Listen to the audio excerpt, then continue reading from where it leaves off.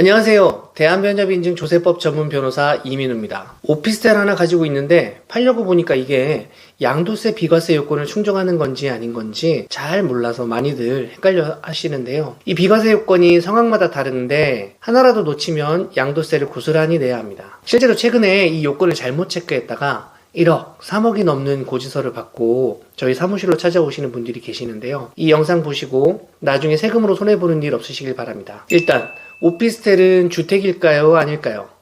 우리가 아파트 청약할 때는 오피스텔이 주택수에 포함되지 않잖아요. 그래서 주택 한 채와 오피스텔 한 채를 함께 보유하고 계시다가 둘 중 하나를 팔 때 오피스텔은 주택에 안 들어가겠지? 라고 생각하기가 쉽습니다. 그런데 세법상으로는 주거용 오피스텔일 경우 주택으로 보게 됩니다.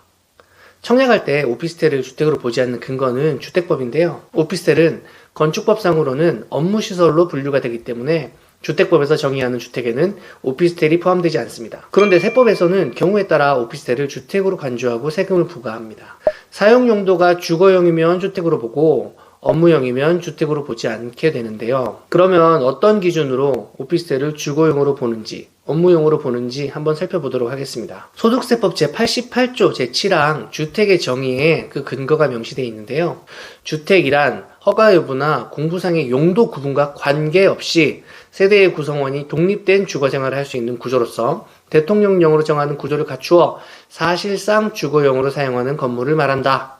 이 경우 그 용도가 분명하지 아니하면 공부상의 용도에 따른다 라고 규정되어 있습니다. 그러니까 내가 가지고 있는 오피스텔의 등기부 등본이나 건축물 대장에 업무시설이라고 기재되어 있다 하더라도 세대별로 구분된 각각의 공간마다 별도 출입물이나 화장실, 취사시설이 설치되어 있어서 사실상 주거용으로 쓴다고 하면 주택으로 본다는 말입니다. 그래서 내가 만약 주택 한 채를 가지고 있고 오피스텔 한 채를 사서 주거용으로 임대를 해줬다면 주택을 팔 때 1세대 1주택 비과세 혜택을 받지 못할 수 있다는 겁니다. 앞서 말씀드린 것처럼 주거용 오피스텔은 주택으로 보기 때문에 2주택자가 되기 때문입니다. 다만 오피스텔을 장기 임대주택으로 등록을 해서 일정 요건을 충족하신다면 주거용 오피스텔이라도 비과세 적용을 받을 수 있습니다. 실제로 세무서가 주거용 오피스텔이냐 아니냐를 판단할 때는 여러 가지 요소를 종합적으로 고려합니다. 예를 들어 실제 사용자가 해당 오피스텔에 전입신고를 했는지를 살펴봅니다.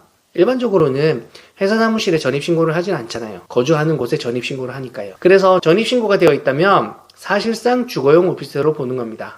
그래서 어떤 분들은 오피스텔의 세입자를 받을 때 임대차 계약서에 임차인은 업무용으로 사용한다 라는 문구를 넣고 전입신고 불가 특약을 넣기도 하십니다.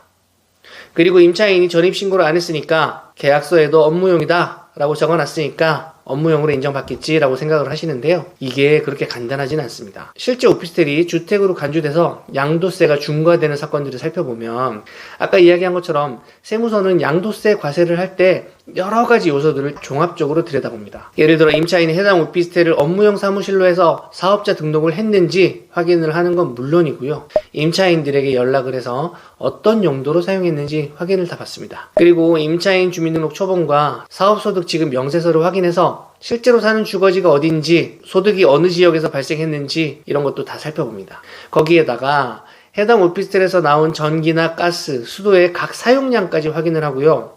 또 이웃이나 건물 관리인 등 제3자에게 진술도 받아서 실제로 주거용으로 사용을 했는지 아닌지 조사를 전반적으로 합니다. 이렇게 주거용인지 아닌지를 판단해서 과세를 하기 때문에 계약서만 잘 갖춰놨다고 해서 업무용으로 인정받는 건 아니라는 점 유의하시기 바랍니다. 그런데 오피스텔이 공실로 되어 있어서 그 사용 용도가 분명하지 않은 경우에 기존에 그 오피스텔에 사업자 등록이 되어 있지 않았다거나 같은 건물의 다른 호실이 주거용으로 이용되고 있다는 이유로 양도세가 중과되는 경우가 있고요. 세입자가 실제로 업무용으로 이용을 했는데도 거주를 할 수 있는 설비가 있다는 이유로 주거용으로 보고 1세대 1주택 비과세 혜택을 배제하는 처분을 받거나 다주택자로 보고 양도세 중과 처분을 받는 경우가 있습니다. 이럴 때는 조세불복이라는 절차를 통해서 세무서 처분이 위법하다라고 다퉈볼 수 있는데요. 어떤 식으로 불복 절차를 진행하면 되는지 댓글에 영상 링크 달아놨으니까 참고하셔도 좋을 것 같습니다. 또 만약에 이미 양도세 고지서를 받았는데 내 오피스텔은 업무용으로 사용된 거라 처분이 부당한 것 같다